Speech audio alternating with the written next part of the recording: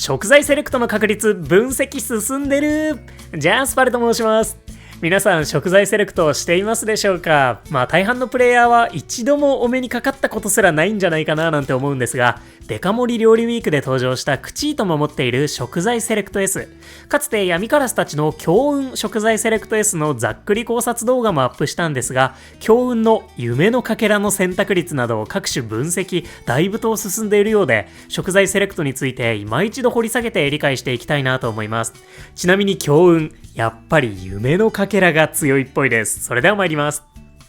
ということで、もったいぶらずにいきなり結論というか、強運食材セレクト S の各種選択率について、レノンクスポケスリ攻略ツールさんのデータをお借りしてお話ししていこうと思います。確率こうなってるんだそうです。味わいきのこ 19%、豆ミート 23%、若草大豆 19%、目覚ましコーヒー 23%、夢のかけらの少ない方 12%、夢のかけらの大当たりの方 4% となっているみたいです。なお、ヘルプページの方には各食材 21% と記載されているので、どちらが正しい数値なのかちょっと判断できないんですが、計算ツール上では最初に挙げた画像の確率が使われているようなので、こちらでお話ししていきます。こちら今後のさらなる研究によっては数字が若干変わる可能性もあることをご理解ください。そんな感じで900回以上の試行のもと確率ざっくりと割り出されたようで、なんと食材ごとにも確率が異なるみたいですし、強運を語る上で最も重要そうだった夢のかけらの選択率も大体割り出されたみたいです。そんなわけで強運スキルレベル7の時のスキル1回あたりの期待値はこうなります。味わいきのこ 3.42 個、豆ミート 4.14 個、若草大豆 3.42 個、目覚ましコーヒー 4.14 個、そして夢のかけら1280個ということで、強運夢のかけら強いやないかいと。食材セレクトとは言ってるんですが、強さの半分くらいは夢のかけらなんじゃないかなと思います。実際にスキルレベル7の夢のかけらゲット S と比較するとこうなります。固定版が1800個、ランダム版が平均2250個ってことで、同レベルの夢のかけらゲットの半分以上の夢のかけらを集めつつ、食材もがっちり集めると、それが強運というスキルの正しい姿であるというわけですね。ちなみにかけらゲットのみレベル8にするとこんな感じ。固定版は2500個、ランダム版は平均2875個ということで、でも半分ほどは集められるといったところですね。かけらゲットのレベル8が追加されたから強運の出力をここまで上げられたんじゃないかなと思うほどです。ってことで、ドンカラスに関してはムシャーナみたいなポケモンだと捉えるのがやっぱり一番正しいような気がしますね。木の実とかけらのムシャーナに対して食材とかけらのドンカラス、夢のかけらゲット勢の議題を出すときに名前の上がる一体となるかもしれません。ちなみに食材セレクトの夢のかけら、デカ盛りウィークでしっかり獲得量 1.5 倍となっているみたいです。1.5 倍したらスキルレベル7のかけらゲットとほぼ同等ですからね。ドンカラスだけはデカ盛りウィークをかけらウィークに変える力があると言えるでしょうか。それを狙う人はいないでしょうけどね。また、クチートやムシャーナと違って、スキルポケモンにのみ強化の入る連発スキルウィークタイプのイベントの際にも恩恵を受けられるのは面白いところですよね。スキルウィークはボリューム1とかついてなかったので単発のイベントなのかもしれないんですけれども。なお、コメントで頂戴したんですが、指を振るで強運が選ばれた際には、夢のかけら4000が選ばれたよという報告いただいております。てっきりね、食材セレクトの食材部分だけ選ばれるものと思っていたんですが、夢のかけらも選ばれるみたいです。さすがに大当たりの方は出ないんでしょうかね。こちら、指を振るガチ勢さんの情報提供お待ちしたいなと思います。また、スキルコピーでどうなるのかもちょっと気になりますよね。ちゃんと食材は強運の4つから選ばれているようなので、内部的には強運を認識している可能性もありそうです。実装して日が浅いのでシンプルにバグだったとか設定し忘れの可能性もあろうかとは思うんですが、こういったところまで含めて非常に面白いスキルだなと思います。てなわけで、強運食材セレクト S に関しては同レベルの夢のかけらゲットの半分以上夢のかけらを集めながら食材もしっかり集めるという、そんなスキルらしいぞってことが分かりました。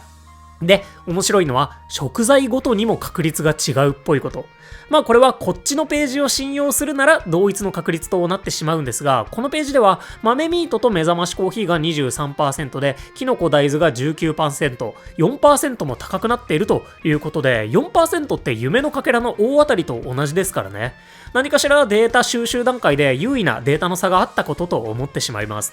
もしこれが本当なのであれば、クチートの怪力バサミも出やすい食材、出にくい食材が設定されてるんじゃないかなと思うんですよね。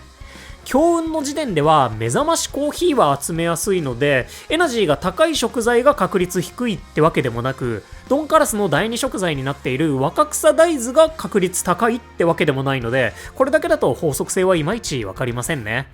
第一食材のオイルが選ばれやすくて、自身で集めないポテトも多いとかになるんでしょうか。どうなるでしょうね。まあ何にせよ若干差があるかもしれないと。そして、強運で夢のかけらが選ばれるのであれば、怪力バサミの追加効果の方も、スキルコピーやら指を振るで選ばれる可能性があるかもしれませんよね。実際、月の光は指を振るで選ばれています。ただ、化けの皮は選ばれることがなく、蓄えるに関しては蓄え回数0回のエナジーチャージとして扱われるみたいなので、そのあたり今後の研究待ちとなりそうです。まあ、フォルムチェンジが必要な化けの皮大成功と、いつ吐き出すかもわからない蓄えるが選ばれないっていうのはわかるといえばわかるので、指振りやスキルコピー、結構広い範囲のスキルを扱えるっていう設計になっているのかもしれませんね。これはこれで非常に楽しいので、専用スキルっぽいやつが今後さらに増えたとしても続けていってほしい方針だなと思います。と、そんな感じで食材セレクト、意外と奥の深いスキルかもしれないってことで、今後も研究が進むのを待ちたいなと思います。まあ普通に使う分にはね、そこまで頭ひねって考えることもないと思うんですけれども、ドンカラスであれば、自身のコーヒーも合わせて結構コーヒーが得意なのかなとか、夢のかけらもそれなりに期待していいんだとか、なんとなく厳選に影響を与えるかもしれないので、ふんわり知っておいてもらいたいななんて思います。ちょうど今闇カラスもクチートもピックアップですしね。特に闇カラスに関しては、スキルレベルが高ければ、高レベルの食材ポケモンとも張り合うほどの食材を集めながら、夢のかけらもまあまあ集められるということで、既存のポケモンとはまた違った指標で評価したい一体でもあるかなと思います。ゲットや進化のハードルから無課金におすすめしづらくはあるんですが、まだ食材のポケモンも揃いきってなくて、夢のかけらのポケモンもいつか探したいと思ってるみたいな方にはかなり心強い一体となるかと思うので、特に始めてから日の浅い方におすすめとなりそうです。まあ、始めて日の浅い方に強運の強さをしっかりと理解してもらって、序盤からメインスキルの種を使ってもらうのはそれはそれで恐ろしく難しいような気がするので、復帰勢だとか、今から一からデータを作ってやりますとか、そういうプレイヤーの時短用ポケモンの側面もあるのかもしれません。なんだそれ、ちょっとピンポイントすぎますね。まあ、しっかり強みはあるぞってことで、気になった方はクチーとともども、ぜひデカ盛りウィーク中にも狙ってみてください。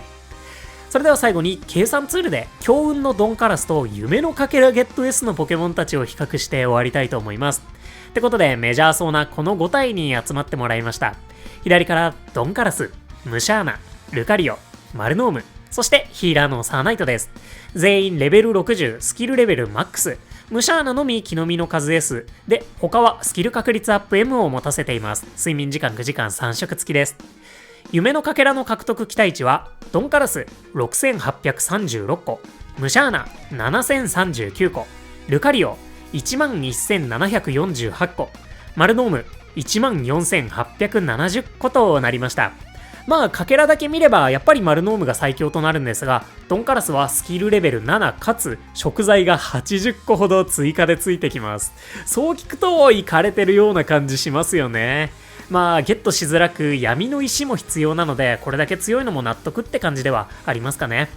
ムンナみたいにフレンドポイント5でゲットできてたらね、また大きく評価変わってたんでしょうけれども、まあよくよく見るとしっかりとインフレを感じさせるような、そんな一体なのかなと思います。やっぱね、クチーとスキルタイプだと結構バグってたんじゃないかなと思いますね。